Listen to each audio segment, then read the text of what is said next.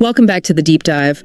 We're here again to unpack some fascinating forces, really digging into insights and knowledge that stick. That's the goal. And today we are taking a deep dive into, well, an incredible mindset. A true legend, a man whose name is basically synonymous with greatness, Michael Jordan. Yeah, MJ. We've gathered some really compelling articles, some insightful research, and powerful interview excerpts, too. They paint quite a vivid picture of his journey. Right. And our mission today, it isn't just, rehashing the highlights. We want to explore how Jordan's approach to challenges, especially failure, actually offers valuable lessons for all of us, no matter what we do. And that failure point, it feels like the absolute core, doesn't it? Like the guiding star for this deep dive. There's that profound truth Jordan himself shared. It's a quote that, for me, just perfectly encapsulates his whole legacy. Which one are you thinking of? This famous one. The one, he said. I've missed more than 9,000 shots in my career. I've lost almost 300 games. 26 times I've been trusted to take the game-winning shot and missed. I've failed over and over and over again in my life, and that is why I succeed. Wow.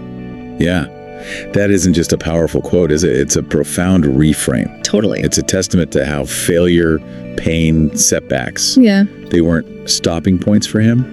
They were almost like unseen forces pushing him forward. It really challenges how we usually think about failure. Exactly. It frames failure not as, the end of the road or a reason to just pack it in, but as a crucial, necessary step, maybe even an ingredient on the path to success. So the big question we're tackling today is, how did that happen? How is this seemingly counterintuitive philosophy forged? Yeah, how did Michael Jordan, of all people, learn to embrace the very thing most of us run from? Right. Let's trace it back to the beginning. Michael Jordan's journey, it wasn't this smooth, straight line up to superstardom, not like some might imagine. He was born Feb 17, 1963, Brooklyn, New York. But he really grew up, spent his formative years in Wilmington, North Carolina. In those early years, sources make it pretty clear, were absolutely crucial. They shaped that legendary competitive nature. How so? Well, his home environment was a hotbed of competition. Friendly, sure, but intense. Especially with his siblings, his older brother Larry in particular. And there was this deep yearning for acceptance, for validation from his father, James Jordan, who apparently sometimes seemed to favor Larry. So this created a really profound, deep-seated need in Michael to prove himself. It became this powerful internal engine, that drove him his whole life. That's fascinating. So it wasn't just about the game itself. It was deeper, proving something to his family. Seems like it was deeply intertwined, yeah. But his father wasn't just a source of motivation through, rivalry. He also instilled some really valuable life lessons. Things like, don't wear your reputation on your sleeve. Stay humble. Practical stuff. Very. But maybe one of the most impactful was this habit of pausing, asking what if before making a decision, really thinking through the consequences. What if? That's interesting, not in a fearful way. No, that's the key. It wasn't about fear or hesitation.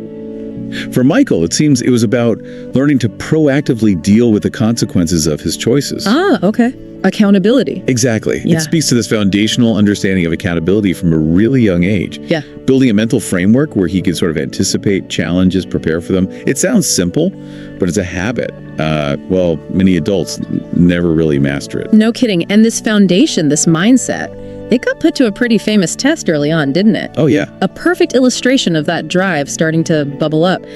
As a sophomore, Michael Jordan famously cut from his high school varsity basketball team. Right. The reason, they said he was too short to play.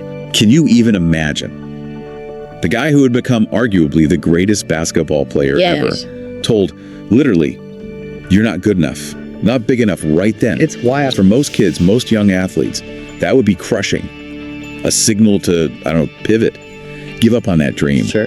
But for Jordan, the sources consistently point to this as the pivotal moment, almost sacred. He saw that setback not as a dead end, No.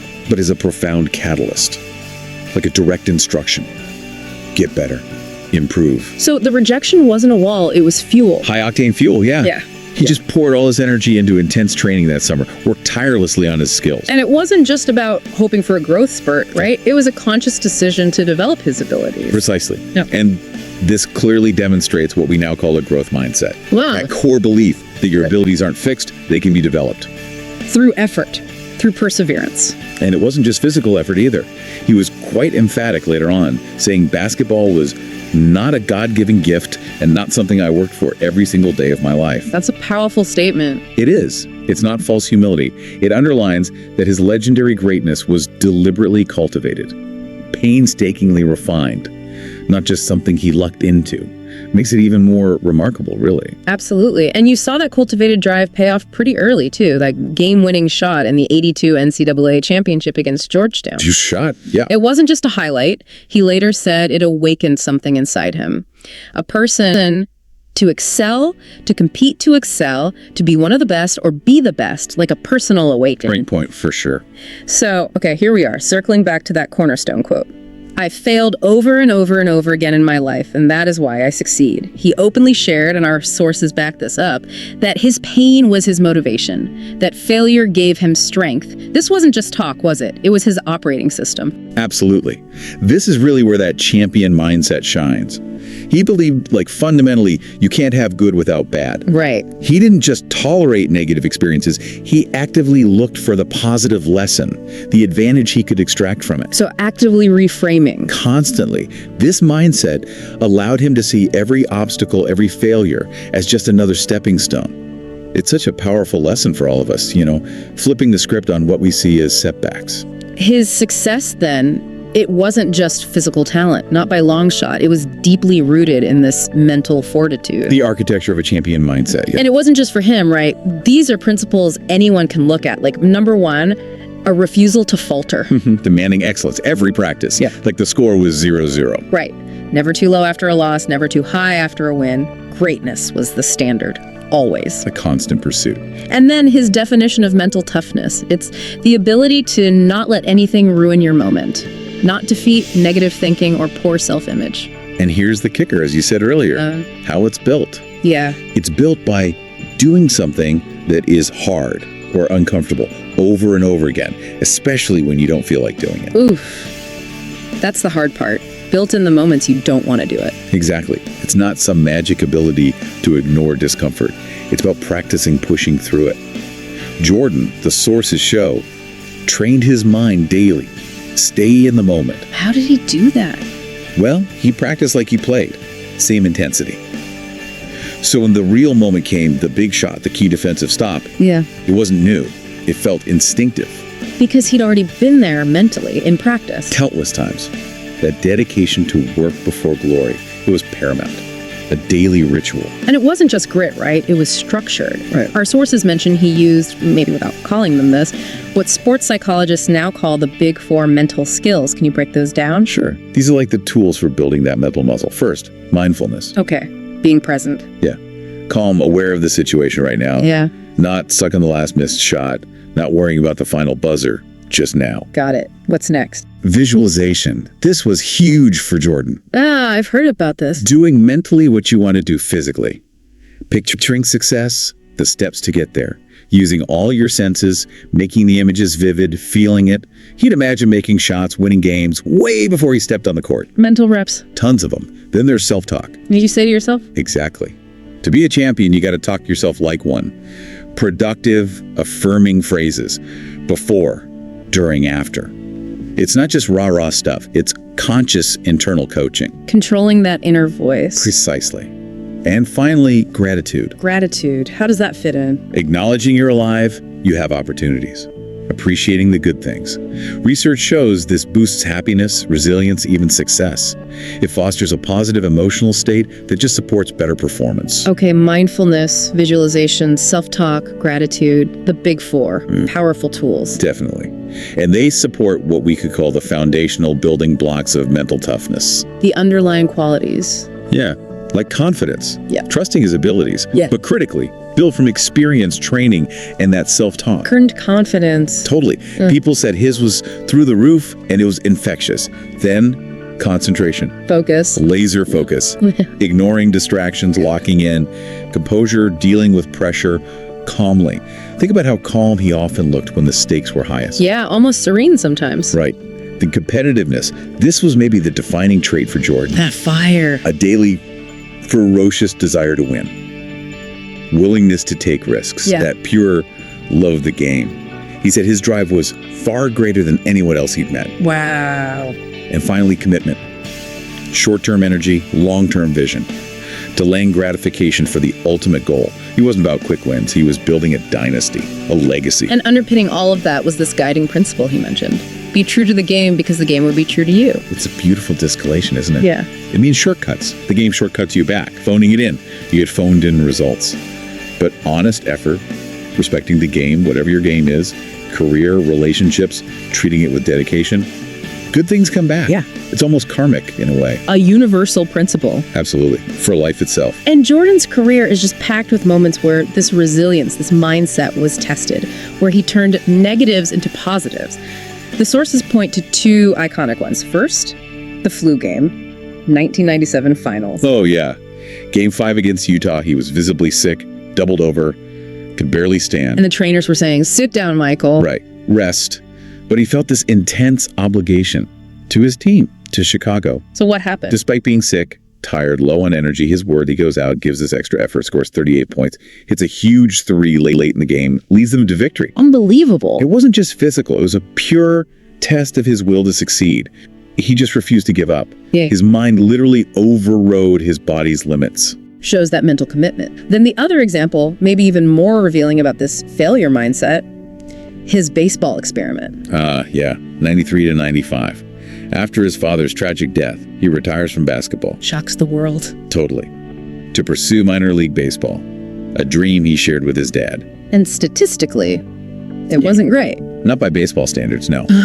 Batted .202 his one full season. The media, a lot of people, called it a failed opportunity. But how did he see it? Completely differently. He later said it was the best thing that could have happened for me. Wow. How, for Mr. Win at all costs, how did he frame that? He used it. He used that experience to rediscover his true passion. It let him return to basketball with a stronger passion, a deeper appreciation for the game he dominated. So it was a reset, a refocusing. Exactly. He wasn't hung up on the batting average. He saw the learning. He said the effort was there, and the learning curve and the passing was there. And it's this incredible personal example of turning a perceived negative into a huge positive. Why? Because he truly wasn't afraid to fail. He walked right into an arena where failure was likely, even expected, just to see what he could learn. That takes guts Yes. and a specific mindset. So, okay, let's bring it home. What does this all mean for you listening? What are the evergreen lessons here, beyond the court? Yeah, how can we apply this? For anyone striving for excellence, sports, business, art, just personal growth. What's lesson 1? I think the biggest one is embrace failure as fuel. Don't just tolerate it, don't fear it. Actively recognize it as a source of strength, motivation. Like the high school cut. Exactly. Yeah. It's not about avoiding mistakes. It's about learning from them. Yeah. Genuinely learning and then trying again, harder, smarter, with more resolve. Your setbacks can be your launch pads. Okay, what else? Cultivate a growth mindset and relentless self-competition. Never think you're done improving. Always look for room to grow. Set new goals. Be never complacent. Compete against yourself. That's who Jordan said the biggest battle was oneself. Especially when you reach a certain level. Push your perceived limits. Day in, day out. And a final thought, something that ties it all together. Maybe that true mental toughness is a practice, not a state. It's built. Consistently applying those mental skills. Mindfulness, visualization, self-talk, gratitude. Developing those building blocks, confidence, concentration, composure, competitiveness, commitment. It's daily work. It's a daily commitment to the process. Doing the hard, uncomfortable stuff, especially when you don't feel like it. Because, like Jordan showed us, that's where real excellence is forged. Michael Jordan's success. It wasn't despite his failures. It was fundamentally because of them. That's the paradox. Yeah, he didn't hide from misses, from losses. He dissected them, embraced them, learned, used them, stepping stones to heights few could even imagine. His story is just this powerful, almost defiant reminder, isn't it? The path to greatness. It's usually paved with challenges, setbacks, failures. True success is forged in that fire, in resilience, not in avoiding the heat. So as you step away from this deep dive today, maybe ask yourself this. What if your greatest lessons aren't just in your wins? What if they're actually hidden meticulously inside your toughest setbacks, waiting for you to dig them out, to use them as fuel for your own journey? A powerful thought. Keep striving, keep learning, and remember, maybe those failures are just paving the way for your greatest successes if you dare to see them.